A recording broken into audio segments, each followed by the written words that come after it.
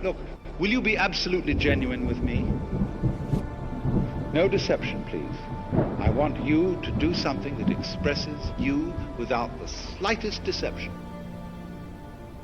Okay, but I actually really want to know, and whether this is on or not, I don't give a shit. How'd you find the word? Genuity? Yeah, where? So I was in my golf trip in Missouri, stuck in the Ozarks for 6 days with fucking nothing but cicadas. You heard about the 2 million cicadas? Yeah, 2 million. 13 trillion. Oh my God. Yeah. You know what they do? So they wake up at sunrise and they climb to the top of the tree, and the louder cicada gets laid.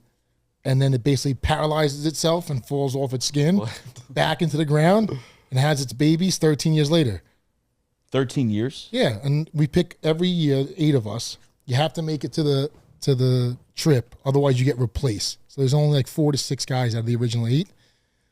And we went like Scottsdale, Tampa, Orlando. So like, let's go somewhere like woodsy. And I really like the show Ozarks. So I'm like, let's go there. And if you Google Ozark, the show, they have like the casino boat and like where they stayed and Roots Trailer Park. So we get to Ozarks, right? We fly into St. Louis. We drive 3 fucking hours to the house. And I'm like, oh, where's this? It was taped in Georgia. No. Yeah. So it wasn't even taped in... No. So now false advertising. Yeah, so we're 3 hours south of the airport. We're playing golf the next day, 2 hours south of where we are. We're in I think the population of the town was like 1,200. It's like 44% below poverty. Yeah. So I'm like, oh, we'll just go in the woods. And there's these, they're called like blood cicadas. They got these huge red eyes. And just think of bees swarming around a beehive. But it was trillions of cicadas in the trees. And you could just hear them rattling. Yes, there's nothing to do but go and fucking Google. So we were just talking about like just weird stuff. And like one time we went away to Pennsylvania and the house was haunted. So I went down into the basement because I slept there by myself because everyone was scared. And I did like my little sage thing. And the next day, no one knew I did it. And we woke up the next day and someone was like, yo, you feel the energy in the house is like a lot lighter. And I'm like, see, you guys think I'm fucking crazy, but it works. Do you ever worry about when you're doing those rituals, like something actually attaching itself to you when you're in an actual haunted place? Yeah. Like Nasazo? Yeah, Nasazi. Nasazi. Yeah, and I end up naked in the Salem Wharf. In muck. Rubbing myself in muck with flowers. Yeah, when my wife and kids are eating dinner at midnight. So how did you actually wind up finding this word in the midst of 13 trillion cicadas? I was just going down like a rabbit hole, and they said that there was, everyone talks about love. Right. And they said that genuity is higher than love, and you can't find it anywhere. And I'm a big believer, especially at like this whole COVID vaccine thing, is like anything that's healthy is just deleted from the internet. Of course. So my theory is if you can't find it, that means you got to dig deeper because it's probably legit. And I was with a friend of mine who just pulled it up on one like a weird website, and it said that it was adopted by the French in the 1600s. I think it was 1603. They like outlawed it. They actually took it out of the Weber's dictionary, which means it was at one point a real word, and then it was taken out. So why would you take out a word? And my theory is it was because it was powerful, right? So it's one of the words that could bring the whole world together for like world peace. Let's just throw that and make it a crazy world, kind of like the Mandela effect. Yeah. And now you got good genuineness, they call it, which is more of an action than a vibration. Right. Well, you two were talking about doing this podcast for a while, weren't you? Yeah, before, yeah. And how come? Just never. Yeah. And he had like the High Rocks training was coming up. Yeah, we just had a lot of shit going on. We the never pulled the 5K trigger. and yeah. Everything was actually going on. Yeah. And I don't even know what. I think we just were like, oh, let's try it out. Yeah, like, I remember just being like, it was dormant for a while, and then I'm like, yo, what's up with the podcast? Yeah. Like I've been thinking I still want to do it. And he was like, oh shit, all right, we'll go when you're free, we'll go. And then I don't know, I guess around the same time you guys started hanging out a little bit. Yeah. This friendship is new. Yeah. This is brand new. Brand new. But and the original conversation topic for the lunch, we've still to this day never talked about. We still have not spoken about it. Of why you wanted to meet up, you're saying? Dude, yeah. We started exchanging messages just from talking about salmon. wherever he orders his salmon from. We scheduled we actually scheduled a meetup at OG to exchange food, and then the next day we hung out at Vittorio's to eat about a very specific topic we wanted to talk about. I have been with him 3 times a week now since, what has it been, 2-3 months? Yeah. We have yet to discuss that original topic. Yeah. Yet to do it. So bro, at this point, I don't even think we're going to get around to We it. might as well talk about it here. I on also the podcast. completely invited myself into the podcast. He sent me a video when I was I out. made that video fucking crying. Yeah. So he sends me a video. He's like, yo, should I upload this? Do you think this makes me look like a pussy? And I was like, do it. Because then I was at work and I was tearing up. And then on my way home, I texted him and I'm like, if you and Taylor are still doing this, I'm letting you know I am completely inviting myself. No questions asked. I said, I want in, no ifs, ands, or buts. And he's like, let's do it. And then the day after that, he just kind of was like, we're doing this. And then a week later, we all hung out and just spoke about it. Yeah. And that's kind of how we got here. Yeah. I ended up uploading the video because I asked Kate, I was like, what piece of advice you'd give me? One piece of advice. And she says, whatever you think they're going to want to listen to, do the opposite. And whatever you don't think that they're going to like, that's what they're going to like. So I was like, fuck it. I just uploaded it.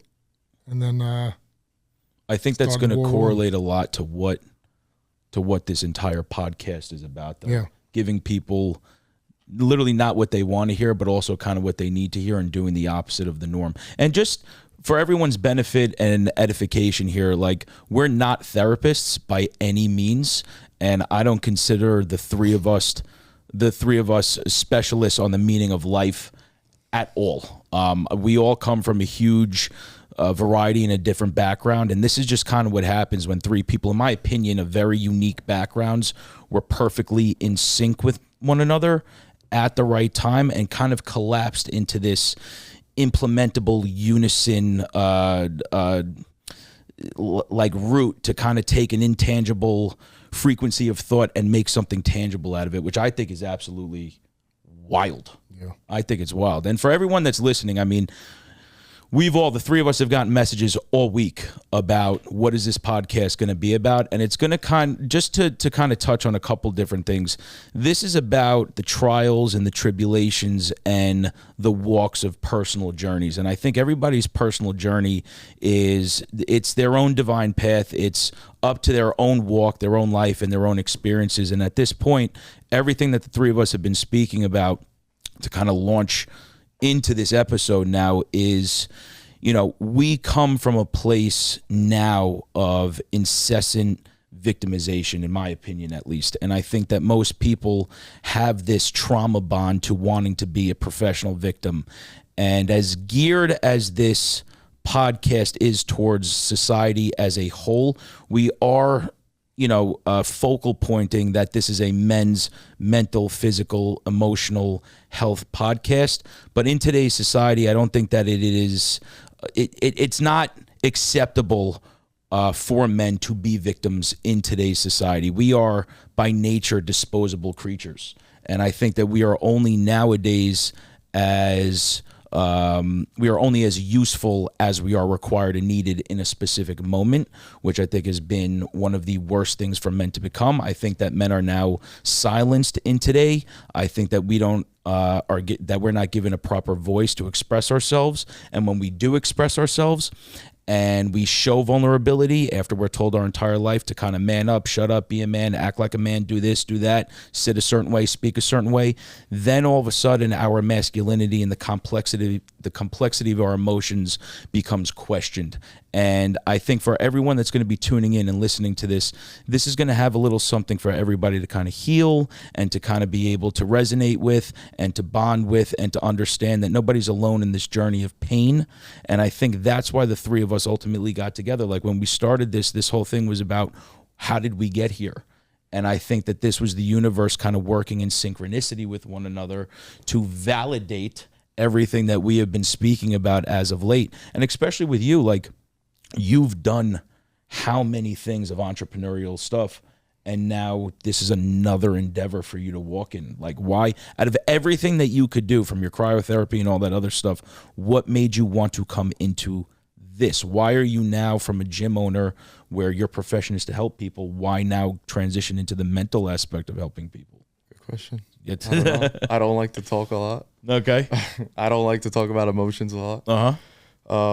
I don't know. Honestly, I think like when we decided to do this podcast, I didn't know where it was gonna go. For me, I think always how podcasts have been used for me is like have been learning experiences, because you're either A, listening to conversations about stories Right. that people have been through, or B, you're listening to specialists talk about like, you know, trying to give education and just kind of give value through podcasts. And I think when we started talking about men's health, mental health, things like that, I had a lot of people that were like, yo, that's going to be why I tune in. Like, that's a really important thing that nobody's doing now, kind of talking about men's health, and not just from like a physical standpoint, but from like a deeper mental standpoint. Right.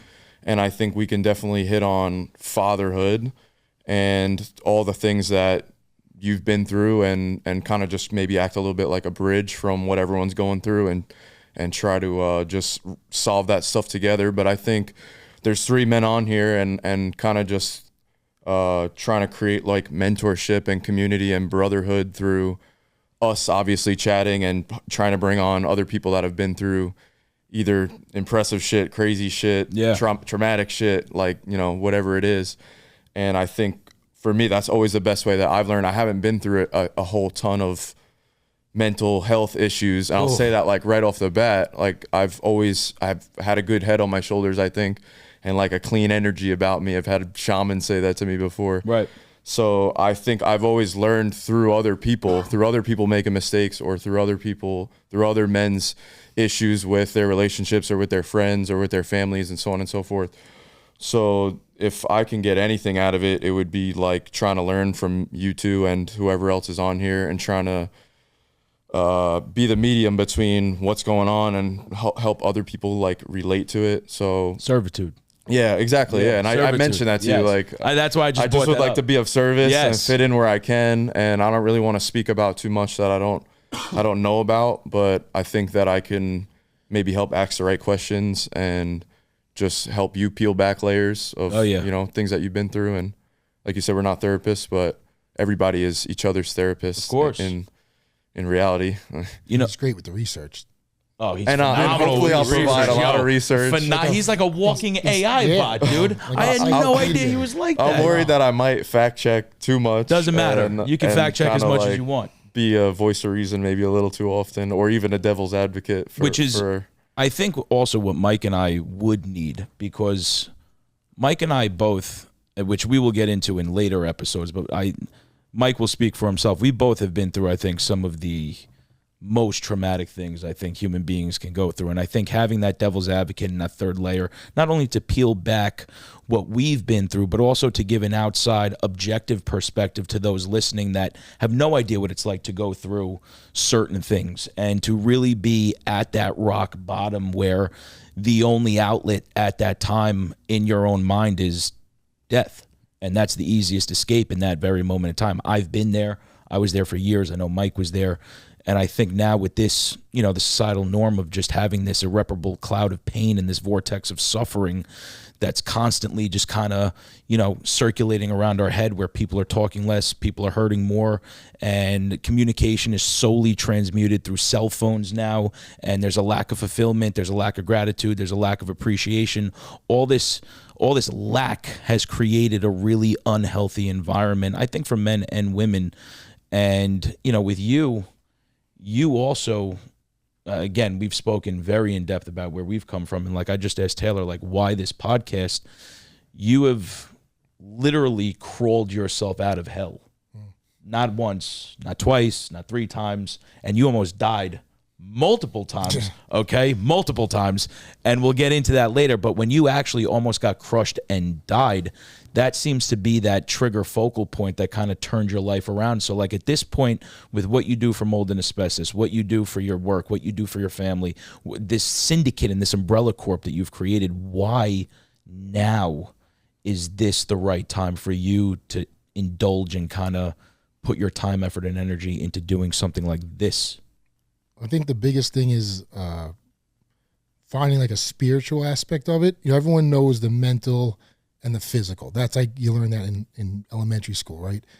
And then I think the third step of it is the emotional side, which people wind up reacting emotionally instead of realizing that there is an action that your emotion is reacting to, almost like subconsciously. And then if you could check that, well, how do you check that? And I think if you go spiritually, it breaks that whole victimization down, because you're going to be a victim, right? It is what it is. But it's your job to own it and get through it, you know? Right. And I wish that from what I went through, if I had, you know, I'm not a podcast guy. I've gotten more into them recently, but like if I had, they didn't even exist, you know, years ago. But if I had someone to go to that I could kind of lean on as a mentor, I thought it would be pretty cool. And I think I've gone through enough and came out pretty successful in aspects physically, mentally, emotionally, spiritually, that I could probably somehow cover everything, a little bit of everything.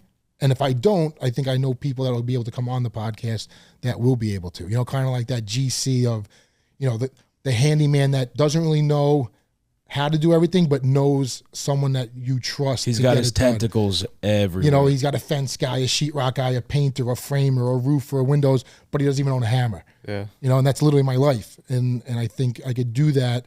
And I think especially like opening people up to the emotional. Everyone thinks it's the physical and mental part that's the hardest. I think it's if you really attack the spiritual and the emotional side and really learn yourself that way, the physical and the mental part become easier. So like how, and this is for both of you, so like how would somebody, as men, and I consider the three of us the epitome of what an actual man is. We're self-established, we make a good living, we have a good head on our shoulders, we're all mental, emotionally, spiritually, and physically inclined. So like you have these men now who, as I said at the beginning, who are told be a man, act like a man, and then when the people that they love or that they think that they care about tell them to let that rigid shell down and to be vulnerable and to be emotional, and then they go through this emotional persecution almost when they show their vulnerability, and now they're in this emotional and mental and spiritual war because they have these traumas, they have these feelings, they have these triggers that they're now seething on the inside with that they can't let out, and then it compromises their masculinity if they let them out.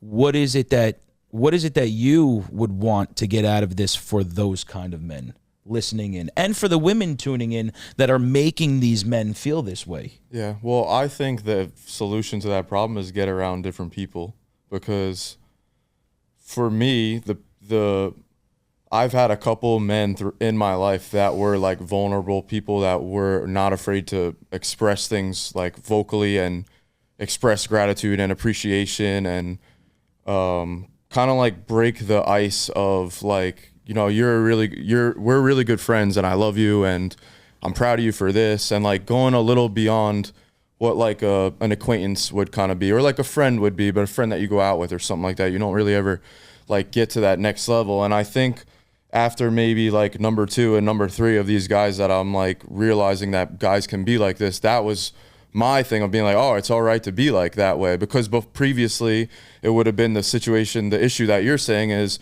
you act that way, and then it's like, oh, you're like weird for that, or like, you know, you kind of get a little poked fun of, or it's less manly and it's less masculine. And I think we're probably at a better time now than before, even though it seems like we're at the worst time ever as well. Right. But there's, on the other side of the equation, there's also more acceptance for that than I think there's ever been. It's just like the right communities, you know, so it's very polarizing. But I think if we can be very genuine and very authentic, and I think that those type of emotional talks will probably just come up.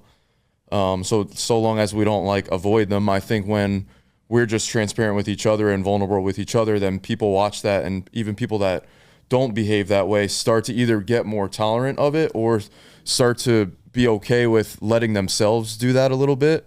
And then if, you know, everyone kind of like raises each other's vibration that way, then eventually you're like, there's nothing wrong with you being very vulnerable or breaking down. Or I kind of want to comment on one thing that you said, and then I'm going to gear it to you because I kind of want your opinion.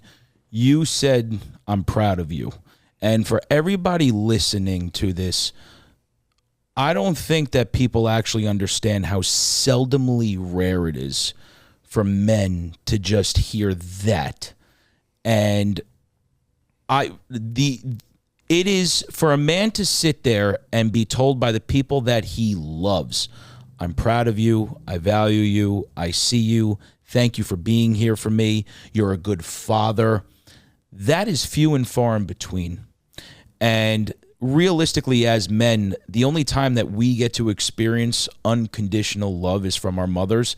And sometimes most of us are deprived of that. And like as a father and having the kids that you have and providing the way that you do you notice that maybe there's a little bit of being a father where you are not necessarily unfulfilled in that aspect, but do you feel that maybe sometimes the small things that you do, the small acts and the kindness and the gestures that you don't need accolades for, you don't need to be told, hey, good job, but do you think that as a dad, and especially as the man that I know you for to the depths of your soul, do you think that we need to hear that though sometimes? Do you think that that's important? I mean, yeah, but it's a struggle with it because you set this tone. You know, there's different parenting philosophies, right? So if you pick a philosophy kind of like you're going to let your kids go on their own, right? And you're kind of just going to guide them. You're kind of always on like more of a protective route because it's like, we'll use analogies, right? If you're in a kitchen and the stove's on, there's two parents. There's don't touch the stove, don't touch the stove. The kid's going to touch the stove, right? So there's don't touch the stove 10 times, he's going to touch the stove. Or there's, hey, buddy, don't touch the stove. He's going to touch the stove anyway. And when he touches it, now you explain to him why it's hot, right? So I think that analogy reflects more than that because you could use that on anything. And it's once you pick which side you choose to parent, right? It's hard to switch to the other side. So a more realistic example is like if you're looking to be the lovey-dovey parent, right? You're the one that's giving the compliment. So like who's going to give your compliments to you? Your wife? You know what I mean? Like it's not like it's like cliche. Like, you know what I mean? So someone looking out, and that's a little problem going back to kind of in the beginning of the conversation that we had is like who out on the outside world is going to give you that compliment. And if you're there trying to be validated that way, then now all you're doing is becoming this need of validation for your kids. When I think if you focus on the other parenting way of, I'm going to tell you once, don't touch the oven, it's hot, and now you know they're going to touch it, you're established.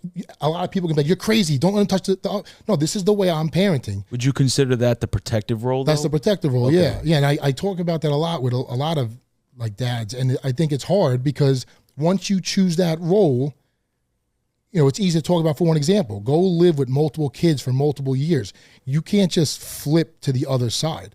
So now you're this protector, and you know, like when you're younger, right, you want your kids to be like this badass and you know, the toughest kid in school, right? And then you live a lifestyle that I lived or whoever, and now you have these babies, and you're like, you want these genuine little balls of love, and like they don't even need to know like your past or what you're capable of.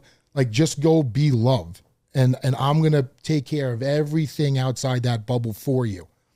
And who's gonna compliment you on that? You know what I mean? Like it's you're the aggressive protector, so you're the wolf. You know. Would you say that you just think that's just part of being a man? Is that like that you kind of accept that you get a little bit of not a shorter end of the stick, but like I'm gonna do things that don't always get recognized, and I'm gonna kind of like be a like almost like your gratitude is gonna come later when these kids are exactly. Men themselves. That's exactly and. It. You know, and that'll be like the fulfilling part for you rather than like pats on the back exactly. Of like, you're doing really good. Right, you know? Like that daily validation. And even like on a kid, like they even have studies where, you know, I don't know if I agree with them or not, but they'll say like, if you're always telling your son like, oh, that's really nice.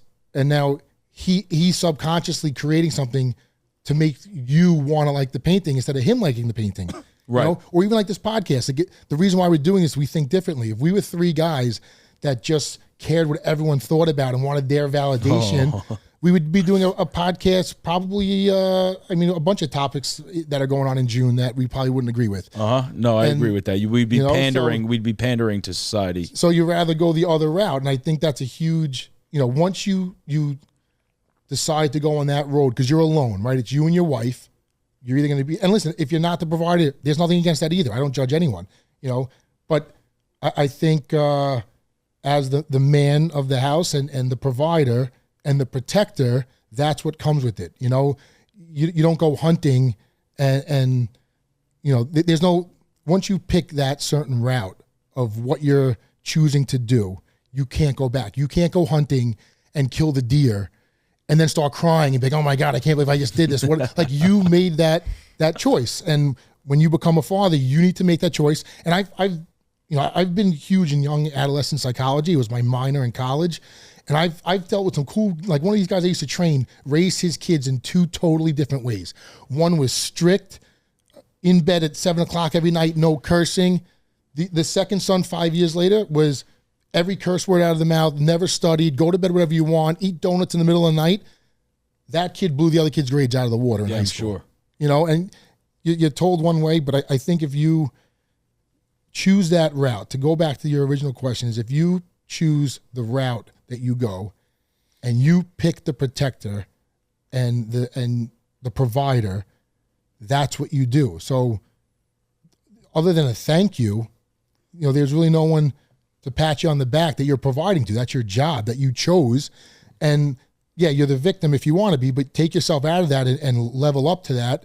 And that's what you chose to do. And, Taylor talks about surrounding yourself. Go find other protectors. If you're a wolf, go find another wolf, or lions and lions. You're not going to be a lion and go hang out with a bunch of sheep or fucking giraffes. So that's exactly what I was going to ask you. So, as a man, the men are benevolent creatures. We are the protectors. We are the guys who take action. We're the ones that implement the policy when it comes into just being in that masculine role. So fatherhood aside, needing that pat on the back aside. And I believe that if you are firmly grounded in your manhood, which means that victimhood is no longer part of the quarrel that you're dealing with internally, and you are completely confident in the type of human being that you are, mentally, emotionally, spiritually, physically, you said something which I completely agree with, which is surrounding yourself with other wolves. So when you are out here but when you are at this point, you're older than myself, you're older than Taylor.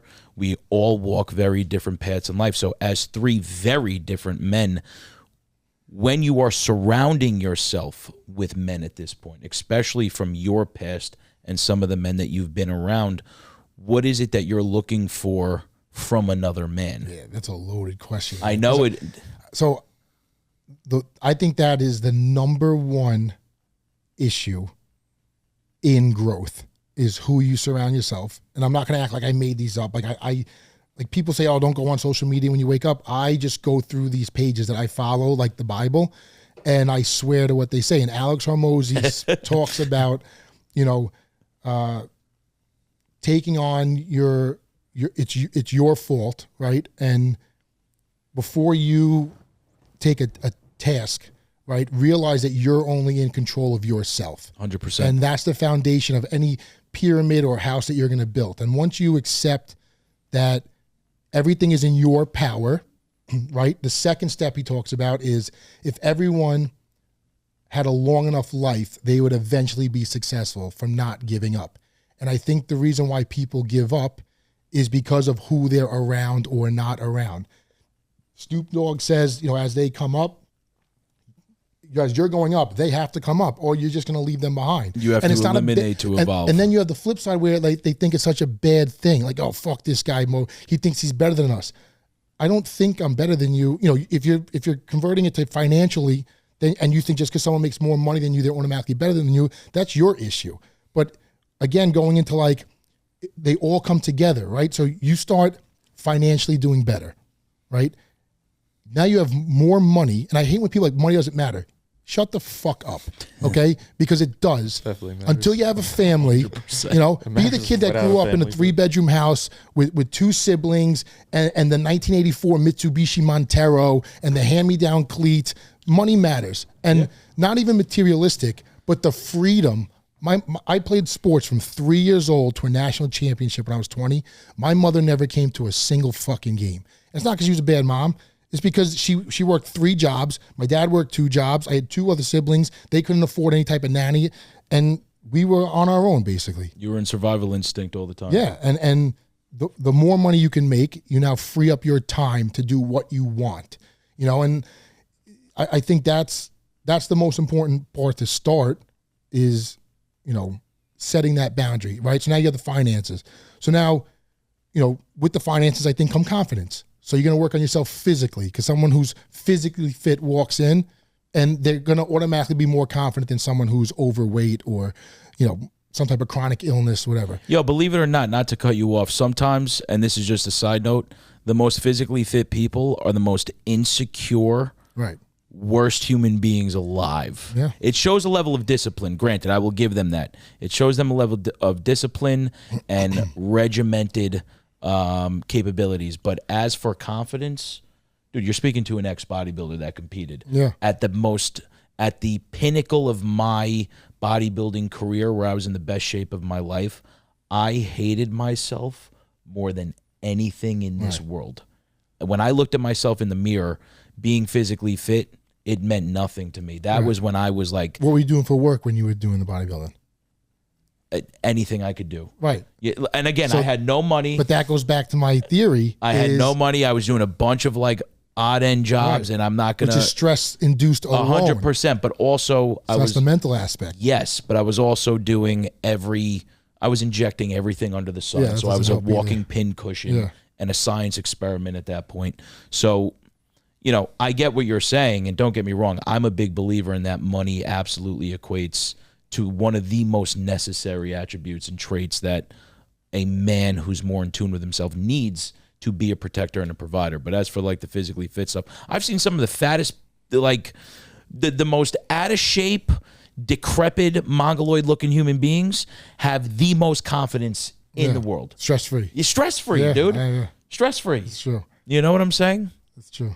But it's just, you know, when you're surrounding yourself with people, like, we have less than you, you know, so are you looking for people who are more aligned with you fiscally? Or are you looking for people that are more aligned with you That's a mentally? good question. So that's where I was going with. The next was mental. So with the finance comes freer time, which makes you want to be, and this is my own personal experience. You want to be physically fit. So that takes you to the gym to clear yourself mentally and get around new people. You know, the original conversation was, how do you get to those new people? So now you're in the gym at 10 a.m. You know, my joke with the Discord on OG is the, you know, drug dealer hour.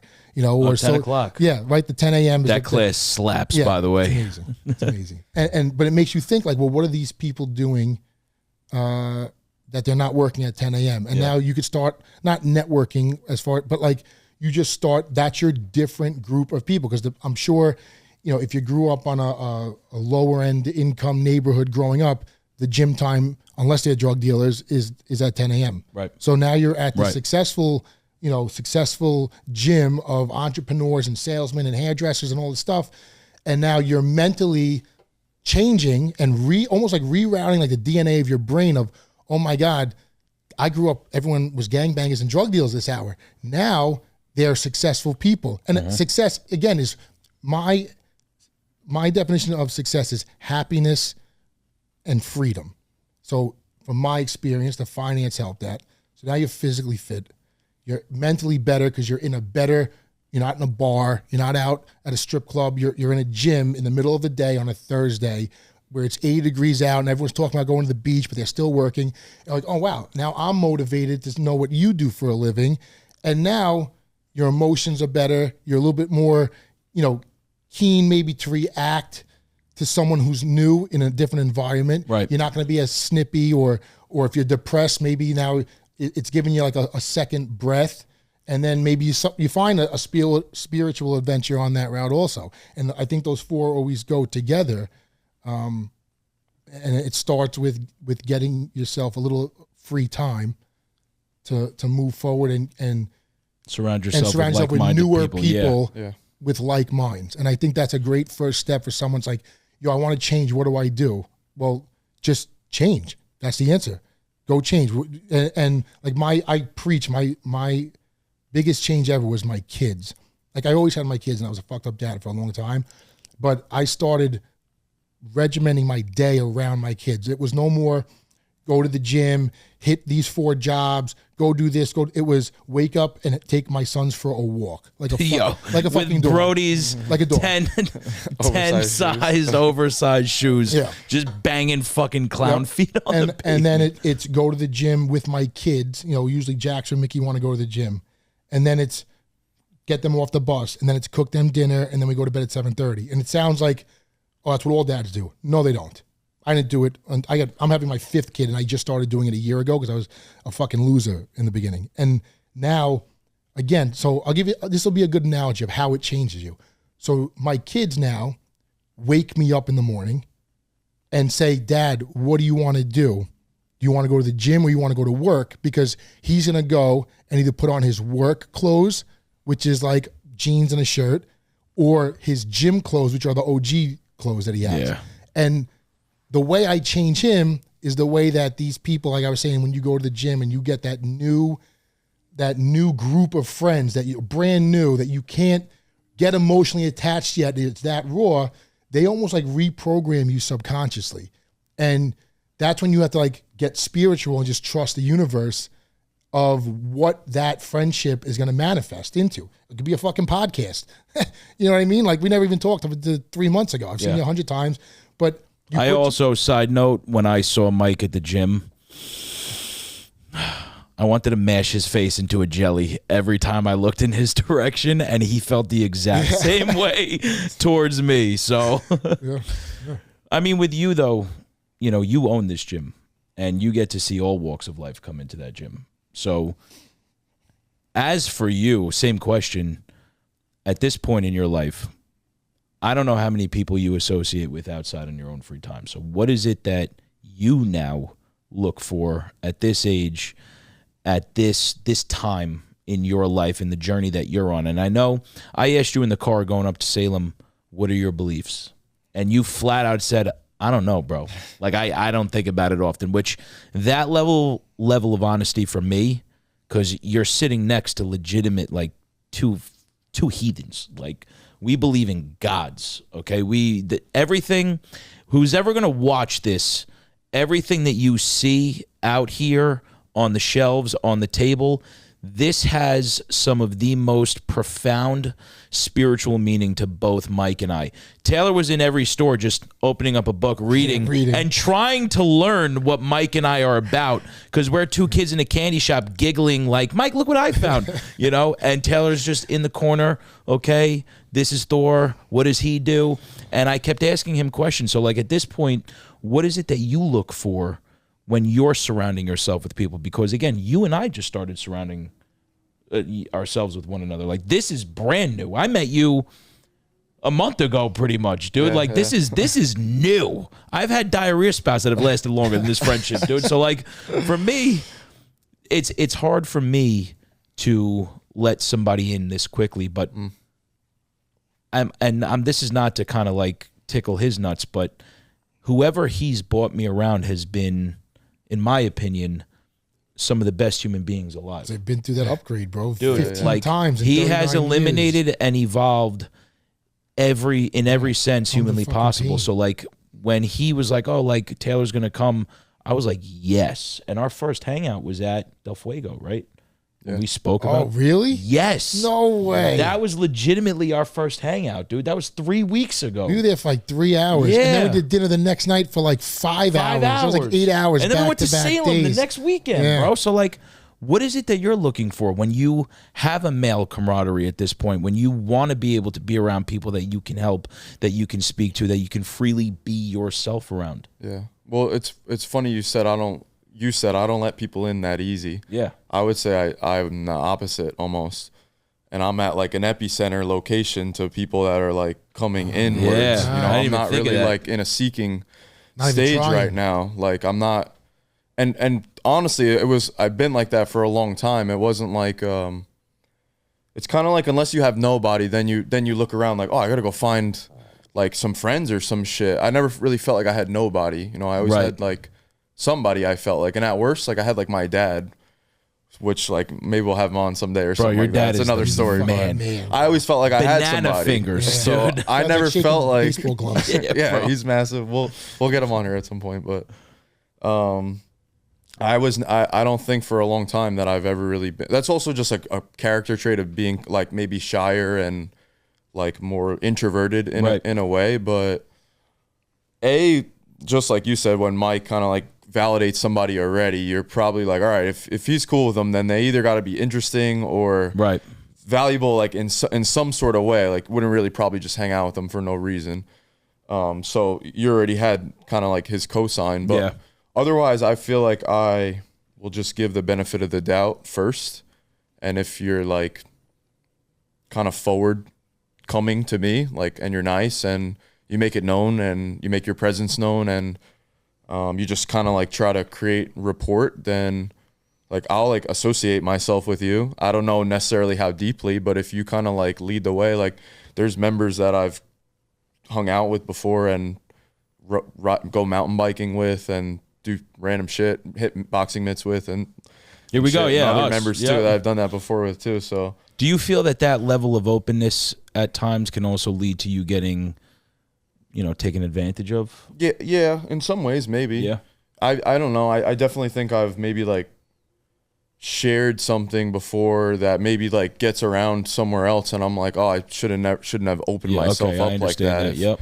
If you're gonna kind of like run with You it, got to and- be like that though in the beginning. yeah, You know. Overly open. Yeah, and you have Yep. to learn your own lessons on why you should shut down. Because what if you're the one out of a million people that just happen to go through life never going through that, and you're just a lucky person that everyone you bumped into had a good heart. Yeah. You know, it's a Yep. 1 in a trillion chance. right. But it's like a girl that doesn't date the next guy because the last guy was a dick. Right, Like yeah. what? It's apples and oranges. Agreed. And I think Projecting your past. Yeah, into your I haven't present. had enough trauma like that to So be that's- like, so- all right, So like that's kind of what I want to ask them, because I wouldn't consider my relationship with Mike a trauma bonding by any means. I would consider it two individuals that have, like I said at the beginning, really experienced what hell felt like.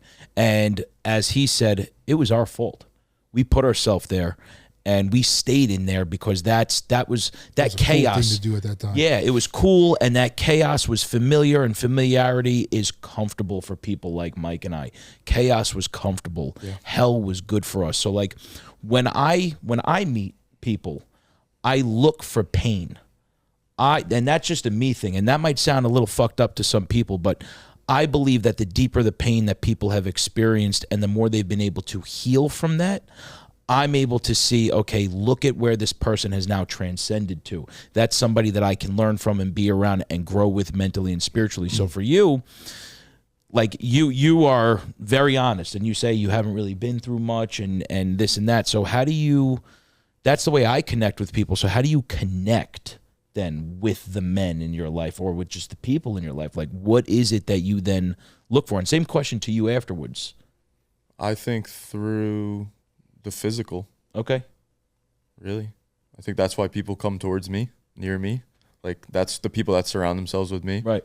That's what people mostly look to me for, or that's what I would feel most comfortable like trying to help with, rather than like a financial question or something like that, or most other things probably. So I don't know. I'm still trying to work on connecting with people better. Is it hard for you to connect? Like Yeah. on a deep level? Yeah, Yeah? for sure. Now, is that just because you can't necessarily relate to certain things?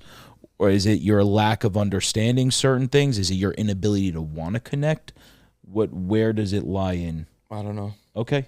And I love that honesty because he doesn't even hesitate to say, I don't know. He just Yeah, no, legitimately I doesn't think if know. I knew, then I could like easily Yeah. manipulate it, And whether I want to pinpoint, turn it on or off, Uh-huh. kind of type of thing. But it's not like that so much. So how do you then bond? And it's a little different of a question from what you're looking for in like male companionship. Like, how do you bond with somebody? I mean, I'm an empath, so You pick it up. instantly, Yeah. you know, and I've always been really good at it from a young age, you know, and I think I give a little bit of the benefit of the doubt, you know, and I've been fucked over. I could count on more than two hands.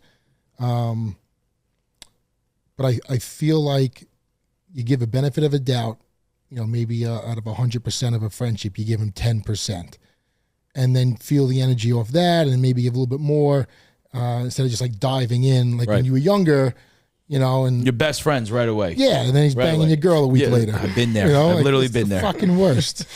You know, but I feel like, but then looking back at it, like I knew this motherfucker was going to do that, and you still played nice. So like, I feel like the transition, if that's on the lower end, and the higher end is just being shut off, and the world is doesn't exist, and you're just tunnel vision of life, which I don't agree with either. There's like this happy median, and I feel like the people that climb up that scale have been through more, and not trauma. It doesn't have to be these crazy stories, but it could be a death of a friend, a bad breakup, splitting with your wife and having problems seeing your kids. It could be your car just got towed and you don't have the extra money to get it. It could be all different. You got hurt at the gym after training for 6 months for an event, and you get hurt the day before. The mental toughness of people are all over the place, and I feel like that's the biggest problem. Kind of like correlating this entire podcast convo is what's the standard, right? And what is normal and what is expected.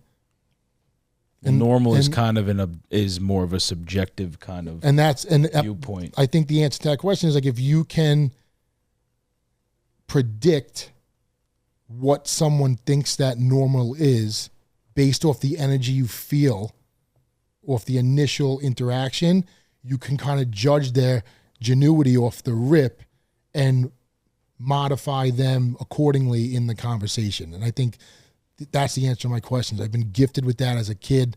And on the flip side, like if I could help anyone, and I've been like this since in high school, if I could help anyone, whether it's giving a homeless guy $1 to someone losing their house or breakup advice or something to do with their kids or, cycles or the gym workouts, anything that I could help you with, even if it was just a sentence of education, I would do it, and I think, people feel that Servitude.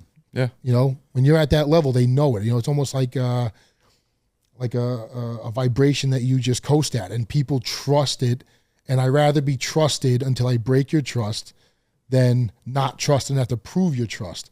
I don't think that's a good way to walk through life. And it's hard for, you're just going to get fucked over. Yeah, I've been fucked over multiple times, and I learned, and I just feel like I've perfected that, and you could kind of feel it off the initial rip.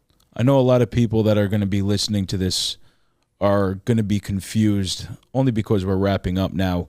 What is the purpose of this podcast?